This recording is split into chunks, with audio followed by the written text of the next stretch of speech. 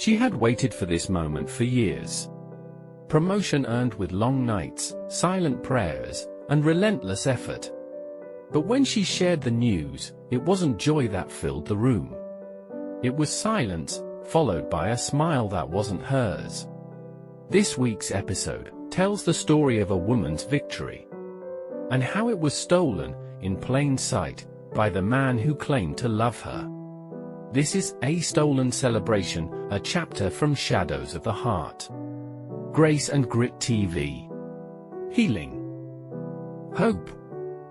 Relationships. Episode 6. A Stolen Celebration. Some moments are meant to be celebrated, but in the wrong hands, even joy can be turned into shame. Amara couldn't stop smiling. Her heart danced with joy as she rode the elevator up to their apartment. A promotion. A recognition she'd worked so hard for. Finally, she was being seen. Today was more than just a good day. It was a milestone. All the overtime, the missed birthdays, the evenings she stayed back when everyone else left. Finally, it had led somewhere. Her heels clicked briskly against the corridor tiles as she neared the door. She paused, took a deep breath, and smiled. She opened the door. "Dapo!"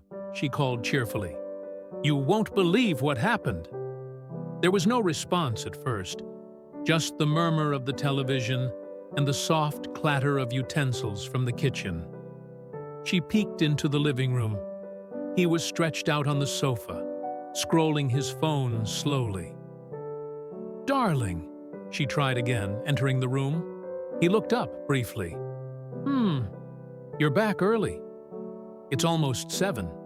He shrugged. Amara blinked, then shook it off. Nothing was going to ruin her mood. "Guess what? You're looking at the new regional operations lead of Creston and Company," she said excitedly. Spread her arms wide, expecting a hug. A wow, "I'm proud of you." A spark of pride, a flicker of joy, or at least a smile. Instead, she got silence. Dapo's eyes narrowed slightly as he lowered the phone.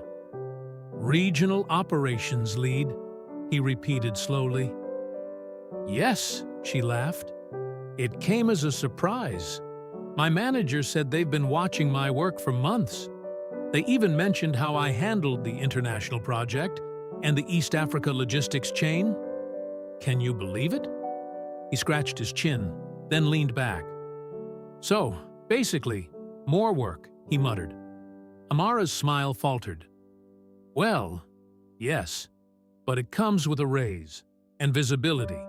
This is big, Dapo, really big." He said again. "They promote people so easily these days." Her brow furrowed. "What do you mean?" "Just that sometimes it's not really about skill, you know? Maybe someone up there likes you." She stared at him, disbelieving. "Are you suggesting I didn't earn this?" Dapo sighed.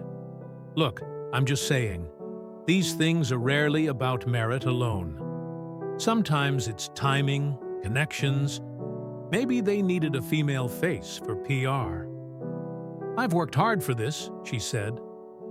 "I'm not saying you didn't work," Dapo said, standing and stretching. "Just don't let it get to your head. Promotions can come with pride, and pride is the beginning of a fall." Her joy began to slip through her fingers like water. What should have been a moment of pride was being poisoned by doubt. "I thought you'd be proud of me," she murmured. "I am," he said, moving to the kitchen. "In my own way. But let's be honest. Will you even have time for this house now? For us? You'll probably be too busy for this house now. The way you're always glued to that laptop, who knows what this new role will do to your priorities? All those meetings. Can you really handle both?" "I've been handling everything, haven't I?" Amara said sadly. She followed him, watching him open the pot and stir the stew. The aroma of tomatoes and peppers filled the air, but the warmth didn't reach her chest. He scooped some food onto a plate. "I made dinner," he said, as if that settled everything. "Dapo, why is it that every time I try to celebrate something, you find a way to make me feel small?" He stopped mid-scoop and looked at her. Cold, calculated. Maybe it's not me. Maybe it's guilt talking.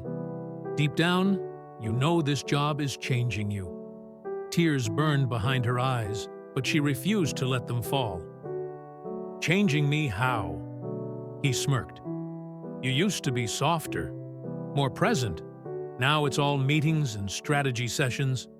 What happened to the girl who used to run into my arms after work?" "She grew up," Amara said through clenched teeth. "She's still here, but she's tired of shrinking to make you feel big." Dapo's jaw tightened. "Don't raise your voice at me." "I'm not," she said. "I'm just done pretending that your indifference is wisdom, that your criticism is love. I got promoted today, Dapo, and I won't apologize for it." Dapo crossed his arms. "You're being dramatic." "No," she replied quietly. "I'm just finally hearing myself." "Don't get ahead of yourself. I'm just keeping you grounded." "You should be thanking me," Dapo said in a harsh tone. Somewhere in the distance, her phone buzzed with congratulatory messages from colleagues. She ignored them all. That night, Amara called her friend Charity. "I feel like I've been shrinking for years," Amara confessed, her voice a fragile whisper. "And the more I shrink, the more acceptable I become." Charity was quiet for a long moment before replying. "Amara, your background didn't teach you to love yourself. It taught you to survive. That's why you mistake peace for silence. Your family taught you to endure, not to thrive." What happens when the one you love can't celebrate you? Because your light threatens their control? Dapo didn't raise his voice, but he bruised her spirit. This isn't just Amara's story. It's the reality for many who suffer in silence under the mask of charm. If this resonates with you, you're not alone. Let's talk about it in the comments. Like, share, subscribe for more healing stories. Thank you for watching.